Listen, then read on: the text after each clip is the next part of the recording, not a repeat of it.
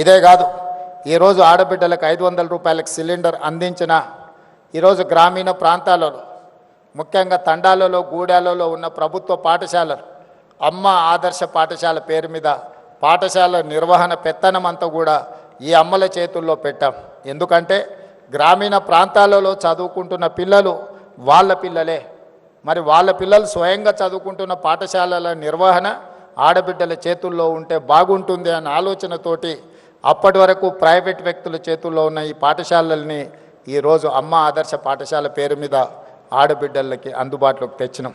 ఇదే కాదు, ఈరోజు దాదాపుగా 1,30,00,000 డ్రెస్సులు ప్రభుత్వ పాఠశాలల్లో చదువుకుంటున్న విద్యార్థులకు కుట్టించే బాధ్యత. గతంలో ఇవన్నీ కార్పొరేట్ కంపెనీలకు ఇచ్చేది.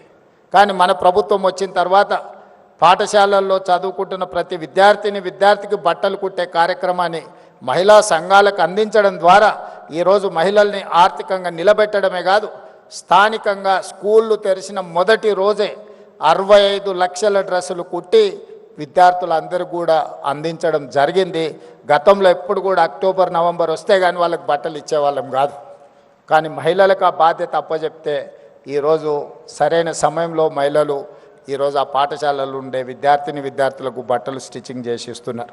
అదేవిధంగా ఈరోజు పాఠశాలల్లో పెట్టే మధ్యాహ్న భోజన పథకం కావచ్చు, రెసిడెన్షియల్ అండ్ వెల్ఫేర్ స్కూల్స్లో ఎస్సీ, ఎస్టీ, బీసీ, మైనారిటీ, అదేవిధంగా కస్తూర్బా పాఠశాలలో కూడా నిన్నమన్ననే నేను సమీక్ష చేసి అధికారులకు ఆదేశాలు ఇచ్చిన. ప్రైవేట్లో కొనుగోలు చేస్తున్న కూరగాయలు కావచ్చు, పాలు కావచ్చు, ఇతర నిత్యావసర వస్తువులు అన్నిటిని కూడా మహిళా సంఘాల నుంచే కొనాలి, మహిళా సంఘాలను వ్యాపారంలో ప్రోత్సహించాలన్న ఆలోచనతోటి ఈరోజు మహిళలకే అందించడం జరిగింది.